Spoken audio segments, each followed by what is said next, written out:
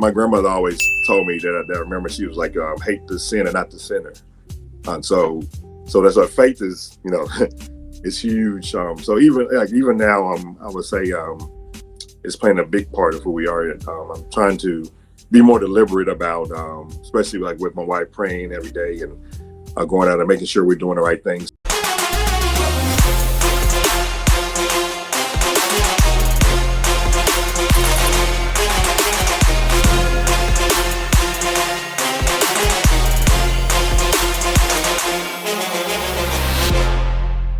Hey, welcome to another edition of the Journey to Freedom podcast. I'm Brian Arnold. I'm your host here. A lot of people just call me Dr. B, but one of the things I was just talking to, you can see Darnell's our guest here, and I was just talking to Darnell, and he was asking me a little bit about myself and why I do this. And, I was telling him I'm the one who gets to win here because I'm the one who gets to hear these podcasts on a weekly basis, or sometimes twice a week. We're doing 100 Black men here in 2024 that are doing some stuff in their community, that are making a difference, that are making an impact.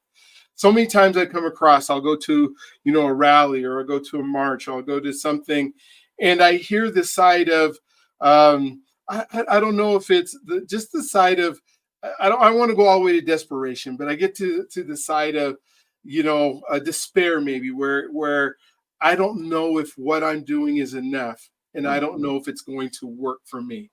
And that's what I hear so many times is I'm going to work and I'm doing the work, and I'm not slacking, and I'm trying everything, and it just seems like I can't get over that hump to where I truly want to go. Or I'm hanging out with my buddies, and my buddies are telling me I shouldn't do this or try this. I came up with this great idea that I thought was a great idea, and they're telling me it'll never work.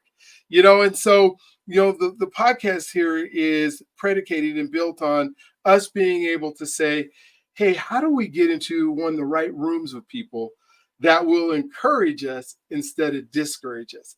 How do we make sure that we are in the right places at the right time so that we can get over the hump instead of being behind the 8 ball or feeling like we're behind the 8 ball? And so today I have Darnell Grady on today. And Darnell, him and I were able to meet at a conference that we were done with for in the real estate world. And, I'm on the lending side and he's on the real estate side. But that didn't matter to us. What mattered to us was the relationship with the association. I live here in Denver, Colorado. He lives in North Carolina, and so, but we still have common ground. We still have things that we can do. We can still get in rooms where we can uplift each other. We still get in places where we can say, what is the bar that we can hit? And then how do we go above it? And that's why I'm super excited about you being on today, Darnell, because because of the fact that we have the ability to really start making a difference in people's lives. You and I both got a little bit of gray. We've been around a little bit. This isn't like we just got out of college and we're ready to tackle the world. It's we got done. Now we're tackling the world, and the world has done some good stuff with us. The world has done some crazy stuff with us, and so I would love for you to maybe just start out and share your story. Share where you came from. What are the things that you have done? What makes you so excited about life in your 50s? That was maybe even more excited than life in your 20s and 30s or even 40s, that you get to keep moving on instead of looking forward to the end. So, Darnell, go ahead and kind of just let us know who you are. Wow. So I'm from Wilmington, North Carolina. For those who don't know, this is the home where Michael Jordan, well, he's not from his hometown, where I went to his high school. So big on that, on the coast. So I was a beach bum, beach boy. I grew up in the church, the AME church. My grandfather was an AME pastor. So a lot of church. I mean, we were in church like those people in church every day, all night. Vacation Bible school, Sunday school, like everything. But what I appreciate about the church is that it kind of gave me a foundation. And my grandmother was probably one of the biggest influences on my life. So my mother had me when she was 20, got pregnant when she was 19. So my grandmother helped raise me my life. We stayed right down the road from her. So she's been a huge part of who I am. So I would say from Wilmington, I was a sheltered child because I think they didn't want me to be the wild child or whatever. And And so they in school they would kind of tease me. They call me names like bishop and pastor and preacher because of my faith. But when I went to college, when I went to HBCU, Elizabeth City State University, go Vikings. Yeah. So I kind of got out of my shell a little bit. I was like, okay, I'm gonna live life a little bit. I'm 18. I'm on my own. So that's kind of when I was like, I'm exploring life. I kind of got away from church a little. I started going like initially, but then I kind of into the first semester, I was like, I'm gonna kind of hang out and party a little bit. So that first year, I lost my scholarship because I had to keep it 3.0. I was on a full ride, but I think I ended up with like a 2.8. So yeah, they took my scholarship. I was like, so I tried to fight it. They were like, no. Luckily, my father was a veteran. Well, I call him my stepfather now, but we kind of get into that. But he, so I was able to get a scholarship through him through the VA. So continue to school. That's where I met my beautiful wife, Ramona. So we've been married about 27 years. Two sons that are 23 and 26. So I started out in business. I majored in business, but my passion is music. I grew up in the church, of course. I played piano and trumpet, voice. You can hear my voice. So people always say I can. Yeah, so I did the radio for a little while. Um, didn't I actually heard something from my mom that I probably shouldn't have listened to, but she was like, if you major in music, you're probably gonna end up a broke teacher or a busted artist. So in the back of my mind, I was like, yeah. So I didn't pursue music like I wanted to, but I mean, it still sticks in my mind though. I even went to therapy, and the therapist was like, yeah, you still have that in the back of your mind. You need to, you need to get rid of that. And the parents say things to try to help us get through our journey in life because they don't want us to have the same failures that they did. So I understand that. But now that I'm in my 50s, I'm starting to pursue those things which I kind of lost. Like so I'm into the entertainment. I got about 6 years ago. I got my MBA in a business entertainment because I want to pursue music and also voice acting. So I've done a few jobs through, just minor jobs, but I want to make it a career. On top of my real estate with my wife, because she's been in real estate for about 20 years now. We started our own company in 2016, Southern Bear Realty and Associates.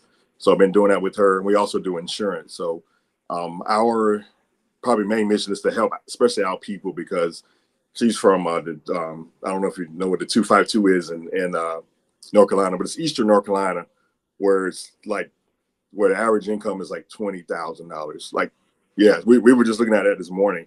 So there's a big discrepancy in living, cost of living and wages and things there. So that's one of our missions that we want to uplift our people.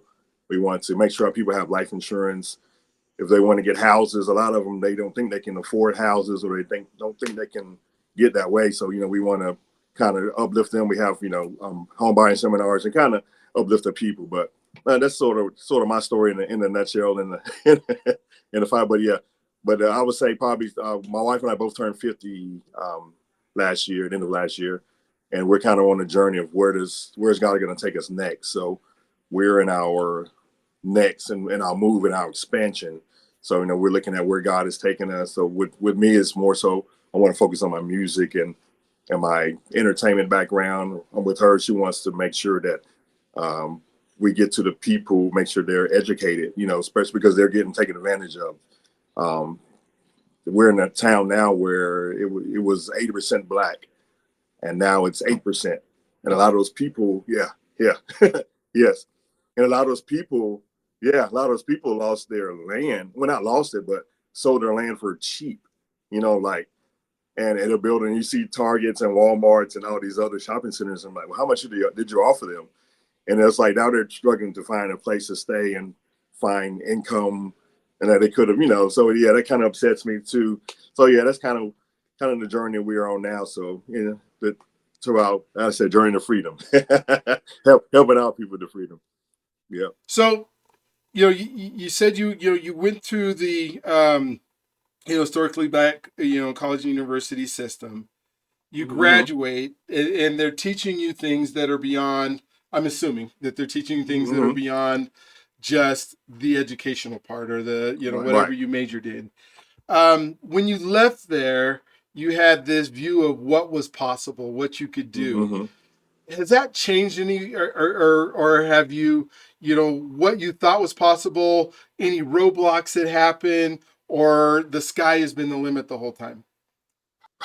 Uh, I would say roadblocks probably in myself, but what I loved about that, especially the HBCU, is that we had professors that looked like me, kind of guiding me. So I know because I wanted to go to NC State so badly, and because I thought I was going to be a chemical engineer, but I appreciated having professors that looked like me and thought like me. It's like they stayed on top of me. Like I had a professor, I was failing his class, and he was like, what are you doing, boy? He was kind of like talking to me like like he's my father, and I'm like, he's like, you got two choices. You can drop out of my class and look busted, or you can get tutoring. And he gave me a guy that could tutor me, so I ended up getting a seat in the class. But I don't think any other professor would have done that anywhere else I'd gone. So just the fact of having people who kind of have your best heart and interest. I guess I was in a university choir for a while. So I remember when I lost my scholarship that first year, the university professor was like, well, you can still sing in the choir. I'm like, oh, I can, but I wasn't even in school, but he wanted me to come sing, and it was like he kind of had I guess a support system behind me, so I wouldn't, because he didn't want me to just quit and not come. He said people tell me they're gonna come back and they don't. So yeah, so that was huge to have that support. Yeah, definitely. No, I didn't. I minored in music though. So I majored in business marketing and administration. And like I said, I wanted to do something. And sometimes I wish I had majored in music, but I knew I wanted to do something in business wise, because I think I had an entrepreneur mindset early on. But as you start living life, you get roadblocks and income and things like that. So those dreams soon became a distant memory. So we didn't start our entrepreneur journey probably until like maybe 10 years ago or so. So yeah, it's I guess it's all in God's timing too. So yeah. So when you think about, when I think about identity, Mm-hmm. and I think about how we become the people that we need to be, like one of my big things is becoming the person you need to be so you can do the thing that God has you on this planet to do. Mm-hmm. Right. And what do you think? Can you point to certain times in your life where um, your identity was shaped? Because you think of like the people you grew up with and the people you go to high school with, and you think of their lives, and you go, okay, what made it so that I was able to excel, or they weren't, or they excelled beyond me and I haven't been able to? What do you think those factors are that kind of shaped your identity? Wow. Um, I would say definitely having family support system that helped shape identity. Now recently I've been on a journey of discovering family, who I am. So I found out by my real father last year. So and um, I found siblings that I didn't know I had. So, but it's funny because like I met my sisters and brother for the first time in February of this year. My oldest sister, who she's a couple years older than me, she is like a artist. I like writing poetry and poems and stories. And I'm like, where did I get this from? I mean, because my mom was a musician, so I got that. But it was like none of my other siblings that my mom had that same gift. But I realized that my father had these same gifts. He was a musician. He was a writer. He was a boxer. I boxed, and but it's funny when you talk about identity. Um, like I didn't know who he was, but he's still imprinted on my life, and then especially to my siblings. Now that we're connected, we're doing things together that we have so much in common. It's like we're moving forward and trying to find out our gifts. So I think that's also God's way of like, this is the gift I implanted in you, use it. So, but yeah, identity has definitely been probably on the forefront of who I am I know for the past, at least for the past year or so, because that ancestry DNA is, I'm sure you've heard stories, but they said DNA don't lie. But I appreciate it, and I had to forgive people that I didn't know, and even ones that I did, but just to get over my healing. So I went to therapy for that, and but yes, I did. So identity's been in the forefront of who I've been for, especially for the past year now. So, but yeah, but those things shape who you are, definitely. They do, and when you think of like, how did you become somebody else? It all becomes on your identity. Are Mm-hmm. there any people in your life, like teachers, coaches, pastors, mentors, that you can point to that said that they kind of turned you in a different direction to make sure that you got to make it, that you got to do Oh, well? oh yeah, What was that like? What are some of oh those? yeah. So definitely, probably my first was Mr. Gilliard, who was my band teacher in the 8th grade. So I remember I was playing the clarinet in the, I think, 7th grade, and I wanted to switch to trumpet, and he was like, "It's going to be a tough transition to go from woodwind to brass," and I was doing it because I was like the only guy playing the clarinet at the time, and he was like, what are your reasons for doing it? But if you do it, you need to put your full, your heart into it." So, but he was like behind me the whole time, like almost like a father. Like, where you at now? How are you practicing? So to have people like that in your life, and then when I got to college, it was Mr. Hines. He was my choir director. So for the 4 years, no, actually, the 5 years I was there, he was the guy who was like my support system, my father, if you will. Made sure I was, are you going to class? What do your grades look like? Well, he making sure I was on it. He said, okay, you say you're coming back this semester. What are you doing to have you gone to the administration? So he's like, staying on top of me. He's pushing me in my music, with my voice. He's like, man, you can do so many things with your voice that you probably hadn't discovered, because I didn't discover I can sing really until late in life. So he's taking me. I'm learning notes that didn't know I can hit. So yeah, just having people like that who are pushing you to a new level. And even now, we have ministers and pastors, like our pastor now, who's our mentor, who's also our business partner, um, um, Pastor Brown.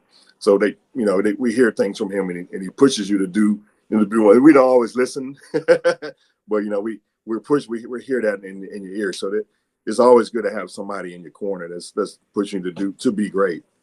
Yeah. That is so cool. You talk a lot about music. What kind of music Right. stuff are you doing right now? What is your, yeah, because it sounds like Uh, that's exciting for you and things that you're yeah, doing. yeah, So it is, what are and, you and doing it's right like a now in new. music? It's an old passion, but it's new because I've rediscovered it. So I had written music like years ago, and I never did anything with. And my father, my stepfather who passed away, he was like, you're not gonna rest. He told us before he died. He's like, you're not gonna rest until you start doing something with your music. He said, you can get any job you want. He said, it's gonna be in the back of your mind, and and he's right. But so recently, I've teamed up with my sister that I just met. She writes plays. So I've been writing music. Some of that music I've written years ago, I'm starting to kind of ramp it.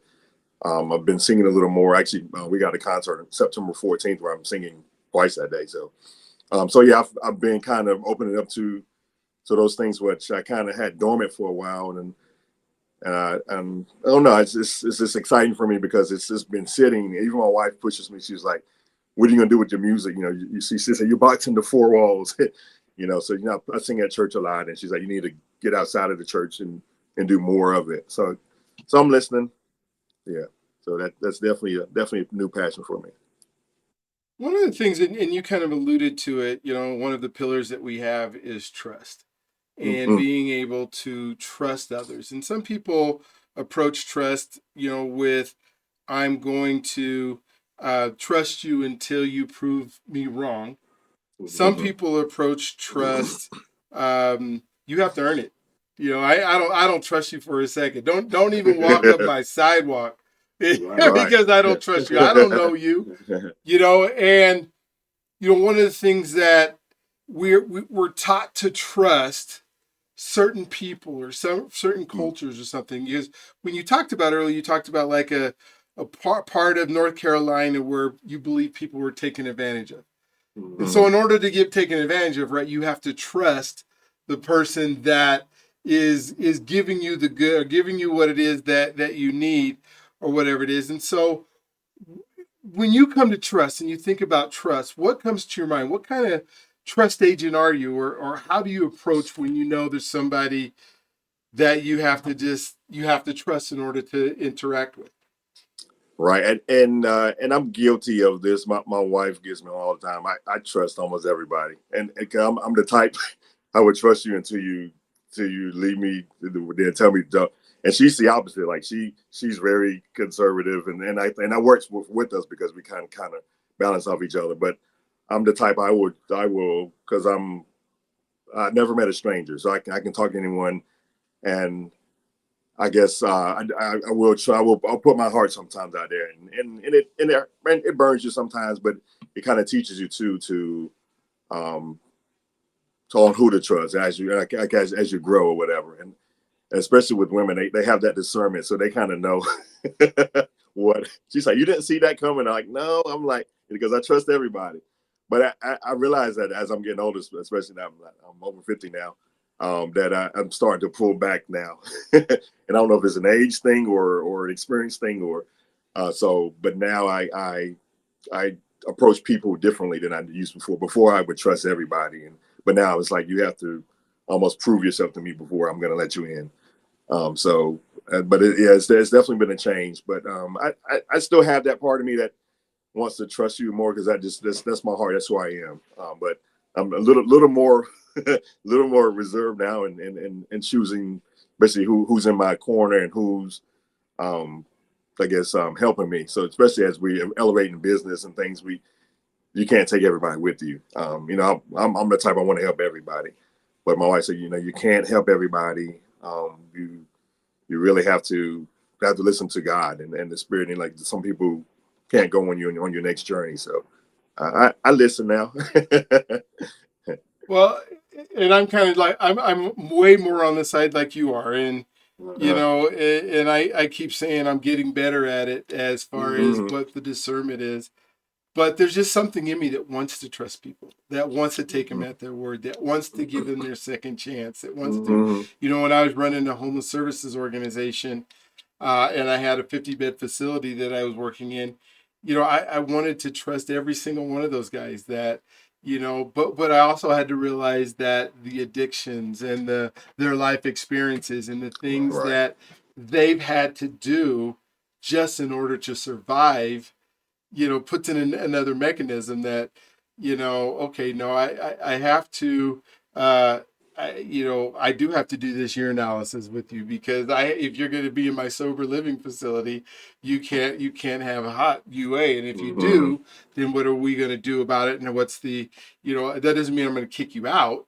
It just means that now we have an equal grand start because you'll look me straight in the eye and tell me, nah, I haven't used. And then we go do the test, and it's right. bright hot. It's not even Ooh, like close to like 2 hours ago you were using that, not like yesterday. right. And Right. so, but I think as men we become more vulnerable when we trust, Mm-hmm, but I think our experiences and our relationships get deeper and get we get to find more out about people. We get to understand. We get to I guess extend that branch of.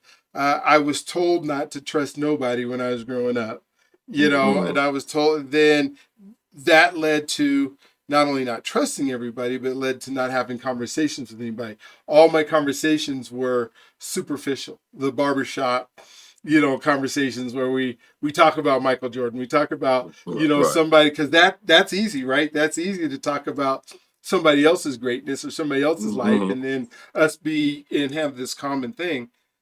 But then, like we went to that thing, that man up thing, and go, okay, so what is it that we have to do as black men to invite trust in right. order to be able to get those deeper conversations, to dive deeper, to make more impact, right?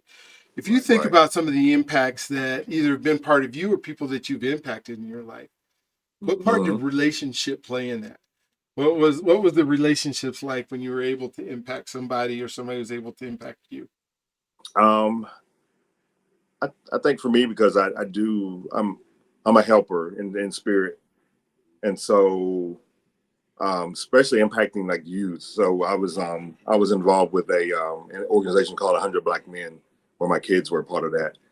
And so they go basically go into these communities to make sure these kids like eighth grade through 12th grade, I think, or it might be sixth grade, but in like these inner cities who don't really see people who look like professional people or that are in math and science. So they're teaching them, the STEM things.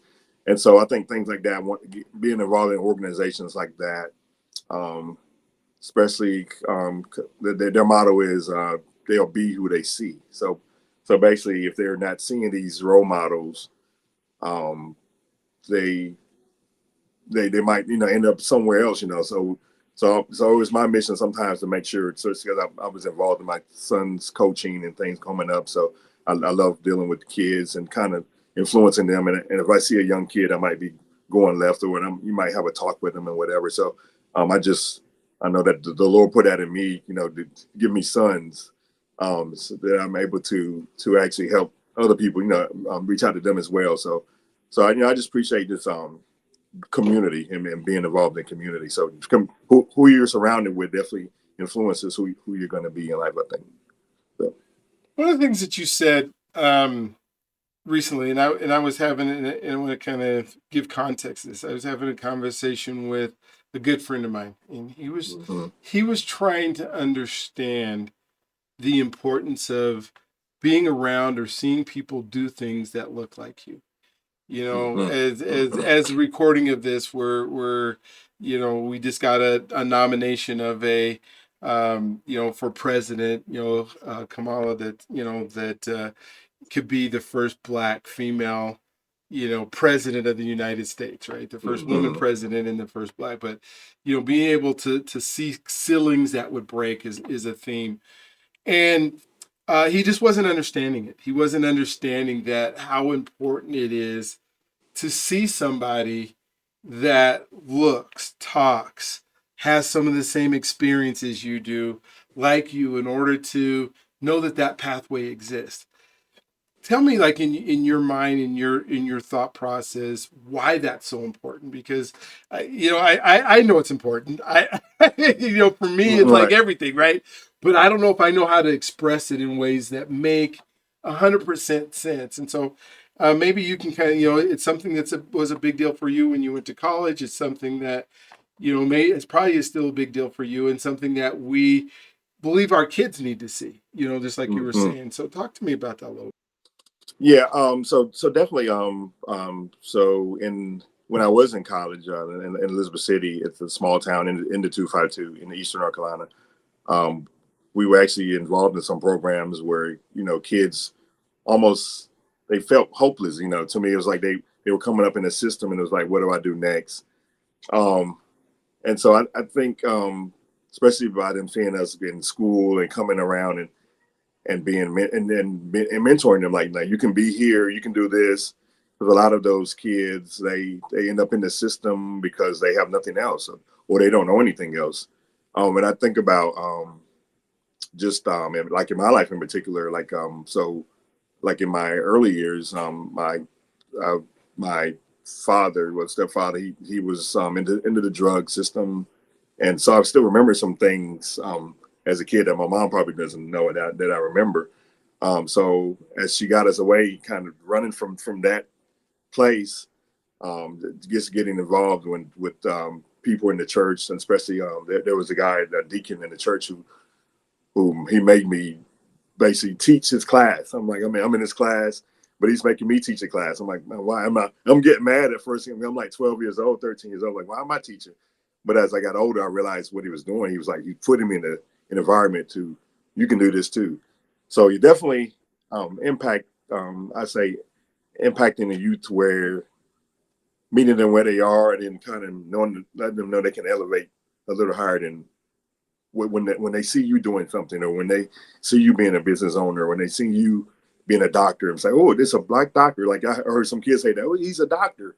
I'm like, yeah. I'm like, yeah, and seeing that, like, no. I'm like, so just so that they can see them see themselves in the person that who you are. So yeah, that's definitely important. So yeah.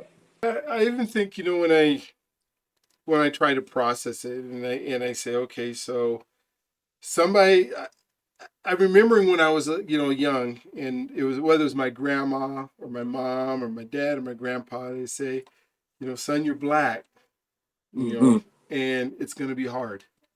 You're going to go through things that other people aren't going to go through. I mean, they're trying to warn me about our society and the America that we live in. Mm-hmm. And, and in my mind as a kid, why does it have to be hard?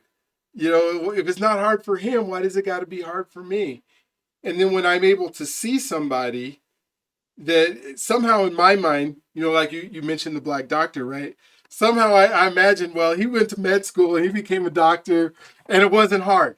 Like Mm-hmm. somehow because he's successful at it, he must not have struggled to get there. So now I want to be able to do it. And obviously it was probably very hard for him. It was probably a pretty big struggle and it probably took, Right. whatever the effort is to be able to do it. But in my mind, I see when Barack Obama became president, in our lifetimes, and going, wait a minute, the highest, position, I guess, or the most, celebrated position in our land, a black man was achieved. What can we not achieve? Or I see a black astronaut, or I see, Mm-hmm. a chemical engineer, or I see, some of these jobs that you don't think you expect to see, especially when I go to Atlanta, right? Because it's a huge black population. So I Mm-hmm. expect to see a black person in just about every store I walk by, whether it's a McDonald's or whether it's a Bed Bath and Beyond or whatever it is. Right. I see people in the airport, I see them at the behind the stands and, behind the things and, pilots that are going in. And then I see, people that are working as janitors. But something about being able to see that lets me know everything's going to be okay Right. because I don't have to struggle like somebody else, even though their struggle might have been real. It's hard to articulate that to somebody who never, I don't know, was told that you can't be this, or it's going to be hard, or it's going to be, Mm-hmm. impossible. Do you have any other thoughts on that? Or Um. Yeah, I would say, especially living in North Carolina, where there was a huge racial divide. Um. Just it's the mindset of the people. So I think, especially as our job now, that the things have gotten a lot better from where our ancestors were. That we can do things that they couldn't do. So yeah, I think the challenge now is to get especially the youth to say you can do these things. I mean, yeah, you have to work hard at it, but you have the opportunity and the space to do it. Whereas my grandparents and parents couldn't. So I think definitely we just have to get that mindset to especially to our youth, that you can be anything you want to be. Like I said, you be who you see. So yeah, I'm really big on that. I get a little upset sometimes when I see people that they get defeated. And I'm like, you have you have so much here, so many resources that you can, and I know it's like I said, it's a mindset. So I think more so, I just want to make sure that especially our youth have a mindset they can do anything. Like you can be a president, you can be a astronaut, or whoever you want to be. So we just have to work on our youth and let them know they can do really anything. And of course it's going to be tough, but just yeah. let's pivot to health. You told everybody that you just turned 50. Mm-hmm. The average black man in America now lives to 72. Mm-hmm. If you think about that, you're on the second side of life, if that's the Right. fact. Um, I'm even closer to that. If I live to what the life expectancy, I got 12 years left, right? 12 years is Mm-hmm. going to go by like that. Right. What do you do, or what are you doing, both physical health wise and mental health wise, to extend that, to make sure that you're doing the things that allow you to really truly get the things done that you believe God put you on this planet to? Uh, yeah. So we're especially now we're my wife and I are big on health and wellness.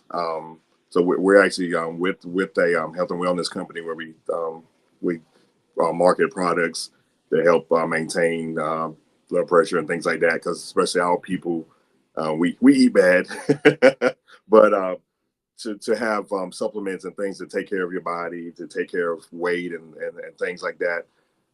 So we're trying to be big on that, and especially when you get 50, it's a lot harder to take care of. If I gotta go see the doctor next month, she said my cholesterol is like, and that's just like you need to limit the things you eat, and it's hard because we come up in the society where we've been eating a certain way. So, but it's just I guess it's retraining the brain to know that you can be healthy and we can eat right. Like, so my mother and stepfather have been vegans for like since the mid 90s. They are probably like yeah. So of course they get me about eating, thinking I'm a carnivore. but as I get older, I'm starting to get rid of a lot of those things. And I think especially our people, we need to start looking at some of the things we're eating better. And also when it comes to mental, we, especially the Black community, we are never big on therapy because like if you told me I was going to be seeing a therapist years ago, I'm like I'm not telling nobody my business. That was my mindset. But now it's like I have to see my therapist. It's like I'm ready. I'm like excited to go see it. And she brought some things out of me that I didn't know I had. So there were some exercises that I took. So I would say definitely health and wellness is huge, especially as you get, like you said, to our twilight years. And we probably should look at it before then, but especially now, you have to, because, like I said, we want to extend our life and want to make it a little better. So we need to, watch what we eat, of course, and need to exercise more and just be better humans. But I think that this comes with the environment we're in and the mindset. So, yeah. Yeah. And when you start thinking, you think of like mental health, and you think of, uh, and I want to ask you this because it's, you're from the South, and, and I'm not. And so, I went to Alabama this last about 6 months ago to do a civil rights tour. And I'm going to take a group of Black men again in February. And learning about our history and learning about, what went on and that kind of stuff.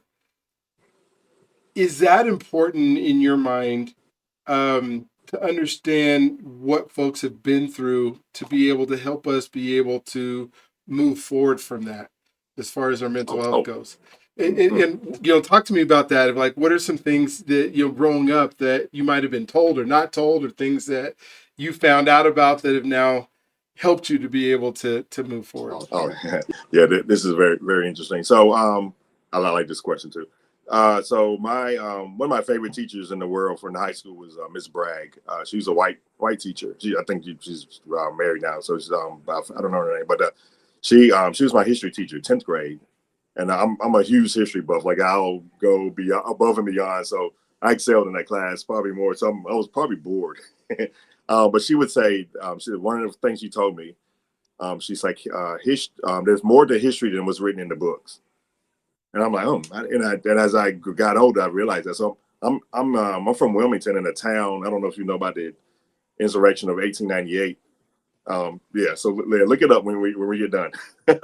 so so basically, the especially at Reconstruction was a time after the Civil War where our people were rebuilding. So one of my great grandfather was one of the House of Representatives in Wilmington during that time. This where blacks are starting to build. We had our own communities.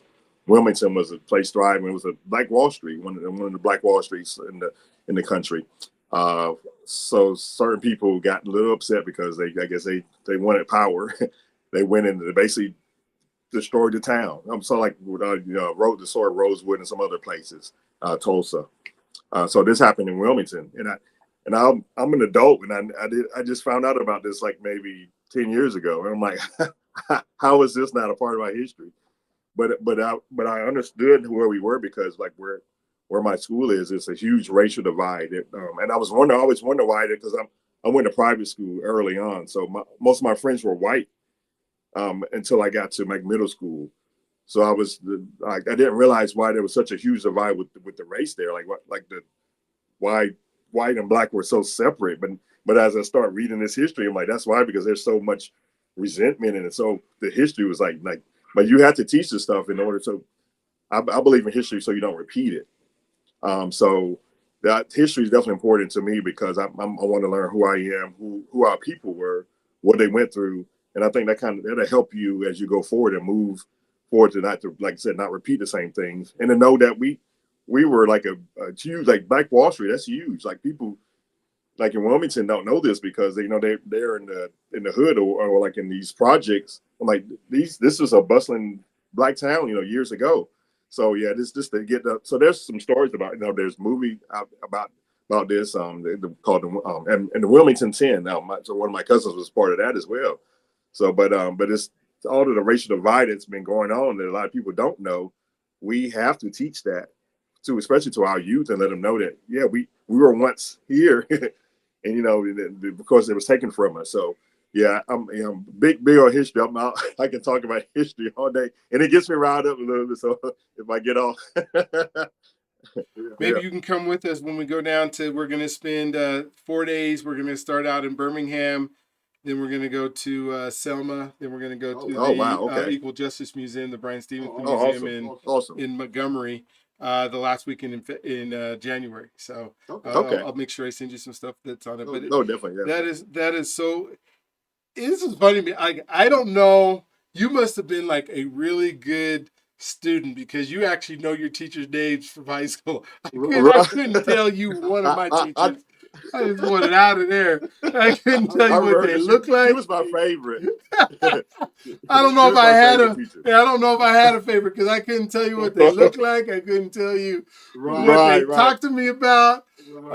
I have a couple professors, I guess, in college. Well, maybe only two that I can think of, other than my coaches and stuff that were in college. But oh my God, that is so the cool that you have that. Let's move a little bit. Well, talk to me a little bit about faith. Where is faith? I mean, I know you talked about your grandfather was an AME pastor, Hmm. and so you grew up in the church. Hmm. But growing up in the church and having a relationship with God and that kind of stuff is totally two different things, right? And so, Right. kind of talk about like how has faith played a part in your success and your journey and your growth and this, freedom part that you have. Uh, I would say because early on, I knew I had a gift with everybody always said I was going to be a pastor. I didn't see it, and I was a youth elder probably when I was about 16 or so. But I think I kind of run from it. But because my grandmother and my grandfather were so big in the church, that's what I knew. So I studied so much, and it's funny because I was telling the story the other day. It was like we used to mock the deacons and things when they did their prayers and um, with the preaching and stuff. And then one day I think I might have been about maybe 12 or so, and I'm mocking it, and I just felt this like the spirit of like I was like, oh wow, oh that's what that is. But it's funny because but it's funny because for so long I was like we were like mocking them and I would say early on because I was praying as probably like in 10 and 12, and I was teaching Sunday school before I was a teenager. So I knew that I had a gift of the Bible. And even my wife says, "Man, you have this gift of like the knowledge of the Bible," and that's just from my grandmother, from being just around that environment so much.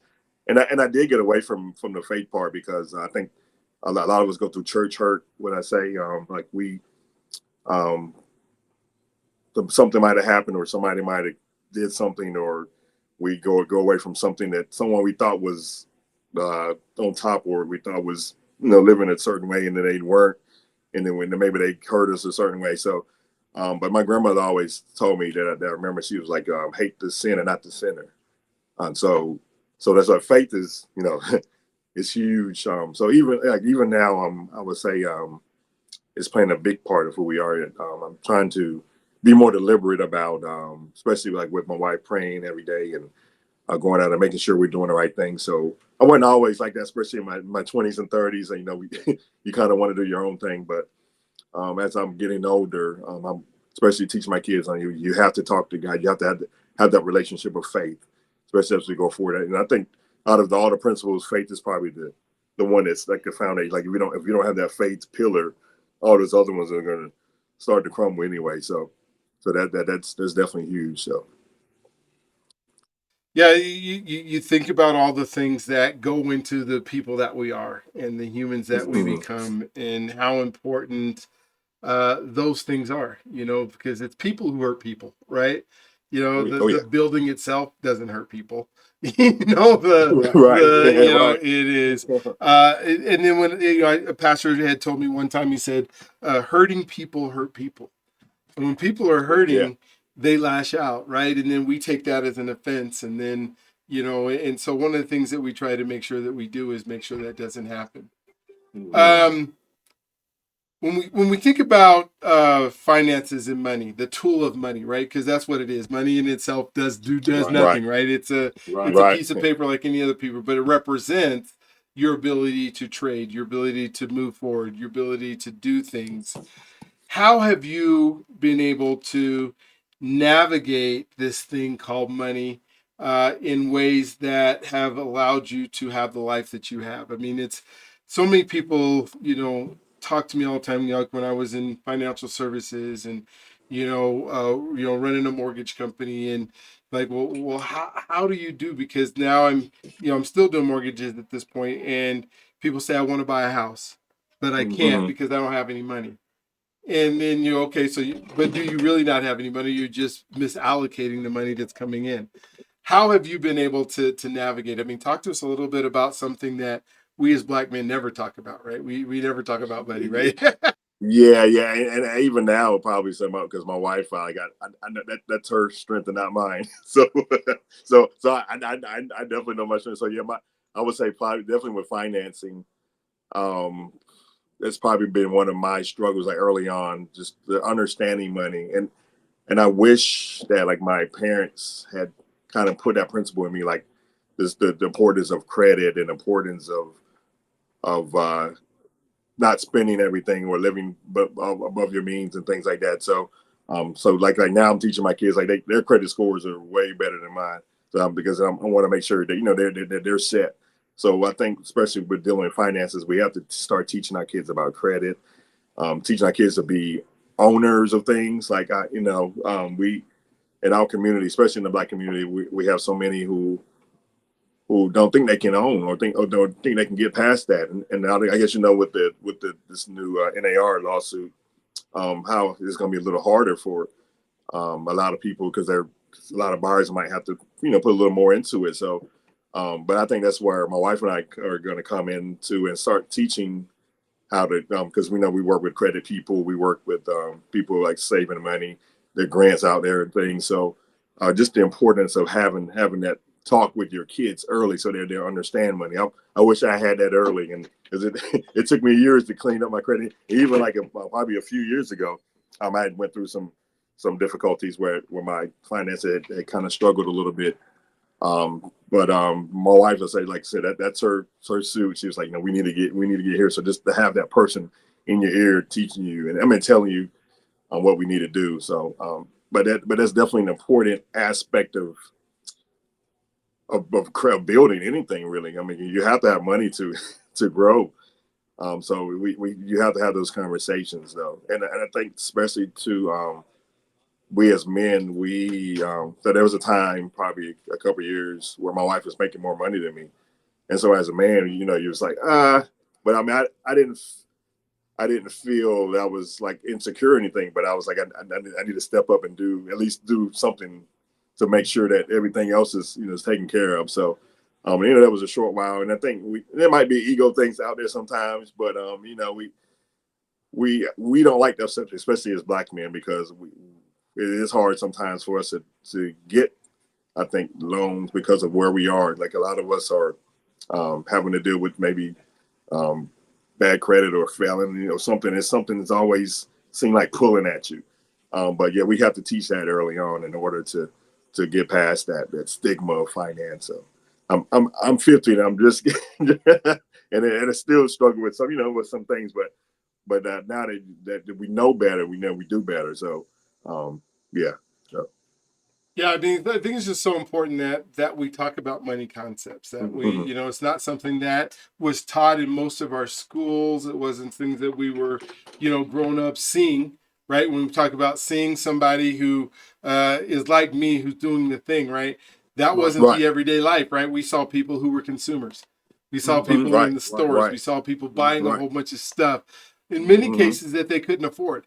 Right? I think of all the cars that went by me that were driven by African American men that weren't athletes and weren't the people that I thought had millions, and people that are in my normal communities. And then you start even going to the bad side. Well, they must be a drug dealer to be able to afford that. No, not necessarily.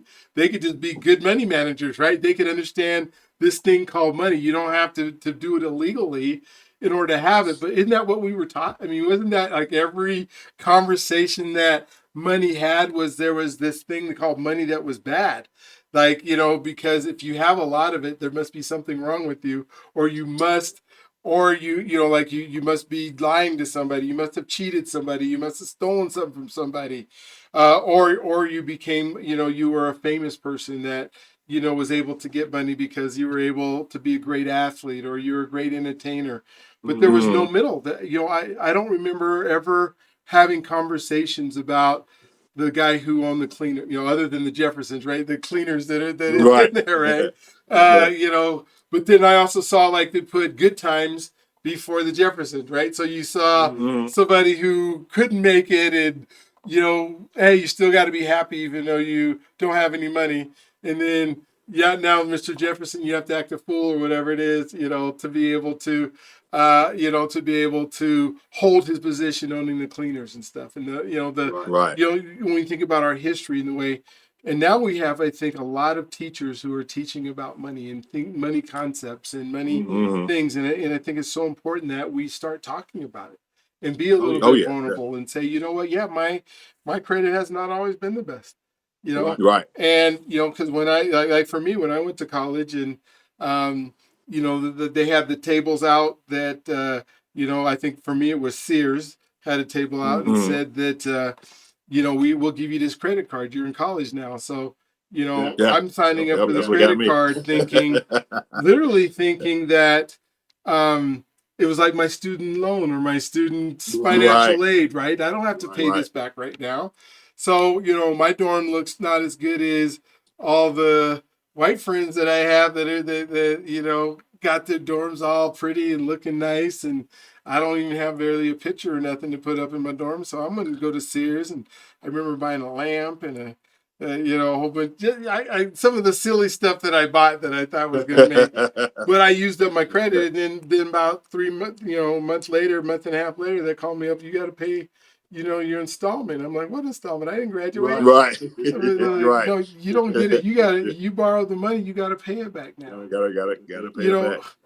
But that, how is that the lesson when I'm already, 18, 19 years old? Right. And I start off that way, and I'm seeing folks and I'm seeing things. And so, when somebody tells you that money isn't important, it is important, because it's what allows us to exchange and barter goods and services. So it's kind of almost up there with oxygen, because it allows us to move through life, right? Do you need it for relationships? Kind of. I guess there are folks that sit around a trash can that are homeless that, you see the heat on and everything like that and throwing a board in there. But I bet that they would rather be inside sometimes than out there, especially when it's really cold. In fact, I know, because I worked in the industry, and I've yet to meet the homeless guy who just really wants to be outside on a cold night. I haven't met one yet. They want to be there. No, they don't. They just don't know about the choices and the things. That's a whole nother subject. So when we think about money and that kind of stuff, that's one of the things that becomes super important.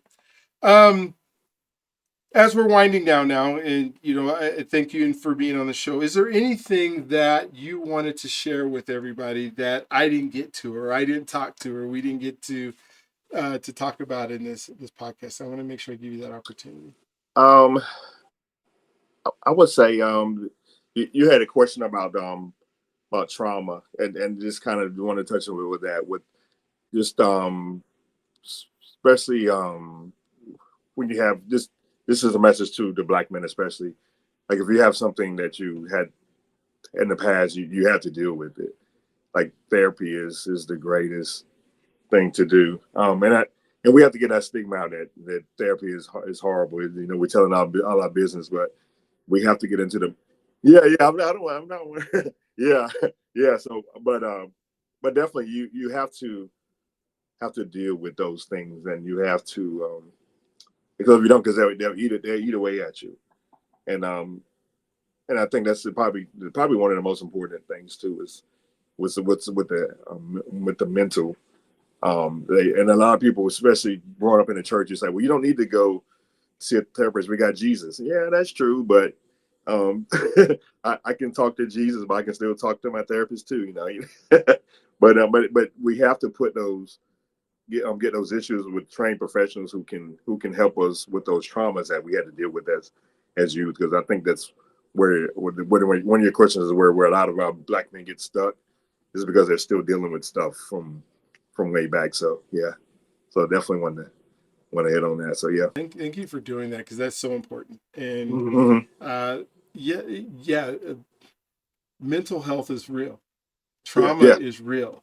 yeah, It yeah. is not something that should be played with. And if you have somebody who can help walk you through it, if you're in the right groups and you're right people and you have the right relationships, it makes it so much easier. Oh yeah, I oh don't yeah. I don't I don't believe God put us on this planet to do all this by ourselves. No, He no, he, he there's no created us way. for relationship, and so Right. Oh yeah, we yeah, need to yeah, take advantage of it. yeah. So, you came on the show, and I love the fact that you were on the show. And one of the things that I ask at the end of the show, if you were just a consumer, you were watching this show, Mm-hmm. and whoever my next guest is, whatever they talk about, what would be one thing that you would want to hear from another Black man that maybe be able to help you in life? So it's the question for the next guest that we're asking. You already answered the question. I didn't even have to ask it, because you already answered the one that we'll ask us. But it really was art. It was at the end. It was about trauma and how should we deal with trauma. That was the question. So Wow, you just wow. brought it up and talked about it. And so, Oh but yeah. what question would you love to learn from somebody else if you were watching this broadcast or this show? Um, I would say probably ask them, like, are you doing your how so okay, I'm trying to figure out how to form this question. So how do you know you're doing your life's purpose, or how how do you know you're living your purpose, and what things do you need to do in order to get there, if you're not doing it. So yeah. Well, I just want to say thank you for bringing that. Like, that man up experience was definitely an awesome thing. So it was good to meet you there. So just to see the Black men to get together and do that was an awesome thing. So thank you for bringing me on the show, and this is an awesome thing that we should be doing, going all around the country. So thank you for just having this platform for me to share. So that's all. Thank you. All right, for those of you who are listening, we've now just finished another edition of the Journey of Freedom broadcast. We've had Darnell Grady talk to us for an hour about his life and what he's been able to do and why he's been able to achieve the success he has. And he'll be the first to tell you he is not done. This is a journey to freedom. It isn't, I'm free and now I just get to stop and do something and go lay down in a meadow and have fun. This is because we have a responsibility. We have a responsibility to become the people that God has put us on this earth to do, is one. And then the responsibility to serve others. And when you serve others, that's how you live out your purpose. And so by being on this, you coming on this, you're serving others in a way that can help them become the people that need to be. And so go ahead and hit subscribe or ring the bell or whatever it is. Love to have you on more shows. Love for this show to be something that you share with somebody else, that you help somebody else be able to grow in the way that they want to grow. And so thank you for being a part of another edition of the Journey to Freedom podcast. We'll look forward to talking to you on the next one. Don't forget your God's greatest gift, and he loves you if you allow him to.